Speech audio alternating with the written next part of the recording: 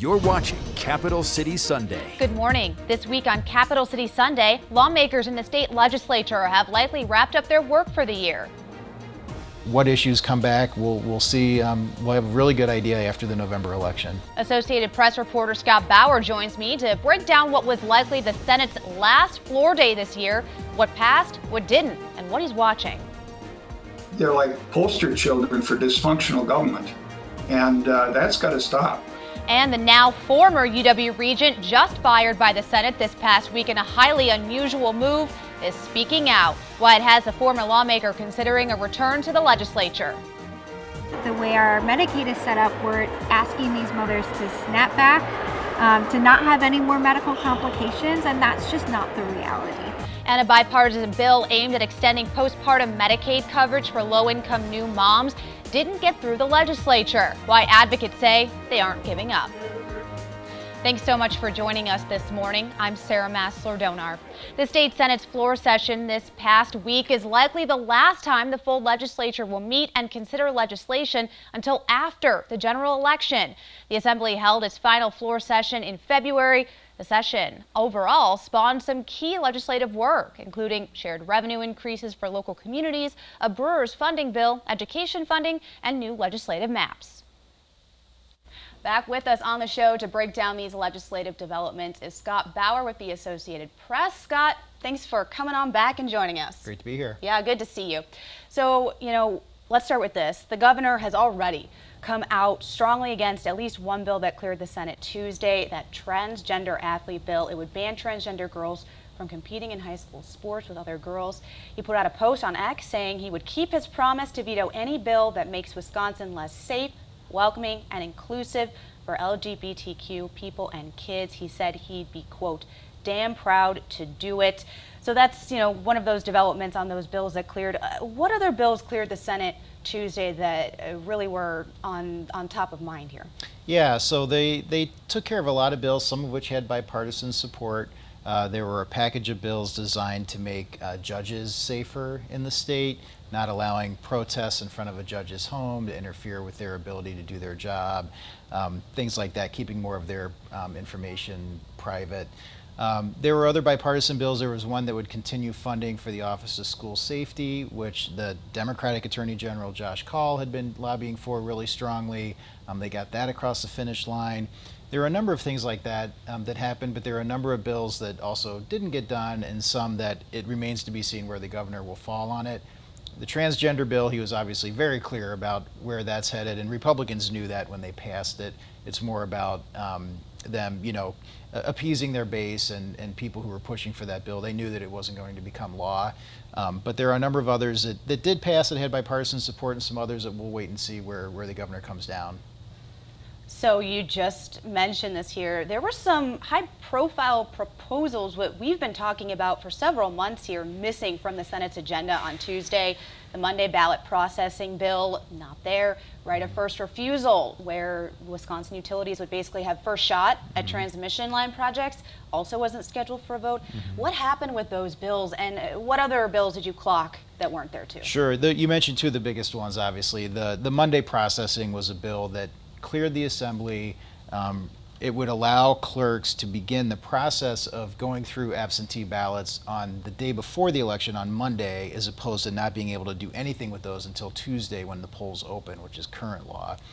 Clerks, Republicans, Democrats had all pushed for this bill to make things go faster on election day, so we're potentially not waiting until the middle of the night for Milwaukee primarily to report their results, because they count at a central location and they can't start until Tuesday. So you have these thousands of absentee ballots just sitting there that they then begin counting on Tuesday People morning. go to bed with one result, they wake up with another because of all the ballots being counted late at night. And then that fuels conspiracy theories that there's a ballot dump. There's not a ballot dump. It's just a matter of them getting through everything. So this bill passed the Assembly. Speaker Robin Vos was saying, I don't know why the Senate can't pass this bill. Basically what it comes down to is the chair of the committee, Senator Knodl, Republican, said that he didn't think Milwaukee could handle it. He didn't want to throw a new twist onto the election result, the election counting in a presidential year. So it died, no vote. So that bill is not going to happen. We do not have Monday processing. Okay.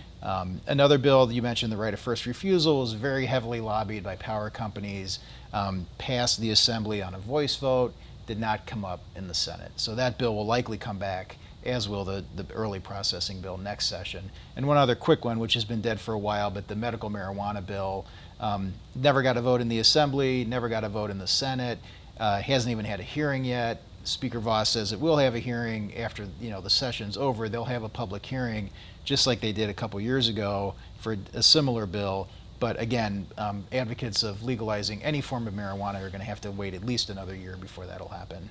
What issues do you think are coming back next year? Yeah, so some we just mentioned, medical marijuana, some form of marijuana legalization for sure will come back. Republicans were advocating very strongly and passed, I think, 3 different tax cut bills, all of which were vetoed by the governor. I would suspect that there will be some kind of tax cut. There was a few tax cut bills that were signed that were more targeted, but in terms of like a broad income tax cut, that's something Republicans will definitely continue to advocate for. The early processing bill will likely be back, right of first refusal will likely be back, a number of things, including we will still have a massive budget surplus next year, and it's a budget year. So when they come back, they'll be writing the next state budget. So we'll have likely a very different dynamic in the legislature. Governor Evers will be still the governor, he's midterm, but what issues come back, we'll see. We'll have a really good idea after the November election. Let's talk about the Senate's actions to fire several of the governor's executive branch appointments to various commissions and boards on Tuesday. Now, this issue has increasingly been coming under a brightening spotlight this session. How did these firings on Tuesday kind of intensify this ongoing tension between the Republican-controlled legislature and Evers on these appointments? Yeah, so this has been a tactic that the Senate has used under Governor Evers. It was really almost never used before. I think in the past almost 50 years, there had been 4 or 5 appointees who were not confirmed, which has the effect of them being fired. The Senate has to confirm these appointees. Typically, historically, it's been something where the governor picks who they want and the Senate confirms them because it's a courtesy thing, filling out the team, so to speak. This legislature took a different approach with Governor Evers. They're up to 21 appointees that they fired of his, including 2 University of Wisconsin Board of Regent members. Highly unusual, very partisan, very targeted to specific things that these people in the minds of Republicans have done. Sometimes it's a matter of tweets they didn't like, sometimes it's a matter of votes they took that they didn't like. Highly unusual. The governor immediately appoints new people to fill the spot, and it starts all over again. People get to serve up until the point that their confirmation is rejected. So when the governor appoints someone to replace these people, they're immediately taking on that job up until the point the Senate either votes them out or they just keep continuing on as an interim. And some of these people have been doing the jobs for a very long time, but obviously Senate Majority Leader Devin LeMahieu making the argument, we've only, fired just a couple dozen of the governor's appointees out of the hundreds over the course of the several years the governor has been in office, but making the point of, well, they're not doing their job, but there are these appointees that are being fired where lawmakers are not even offering up a reason on the floor. Just not doing their job isn't very specific. Right, and again, if you look historically, this is very, very unusual. 4 or 5 over the past 40, 50 years, and then 21 in the past 4 years or 6 years, in some very high-profile positions, including the Agriculture Secretary kind of started this whole thing off, Brad Pfaff, who's now a state senator. So it's an extremely unusual circumstance. Scott Bauer with the AP, thanks so much for joining us this morning. You're welcome.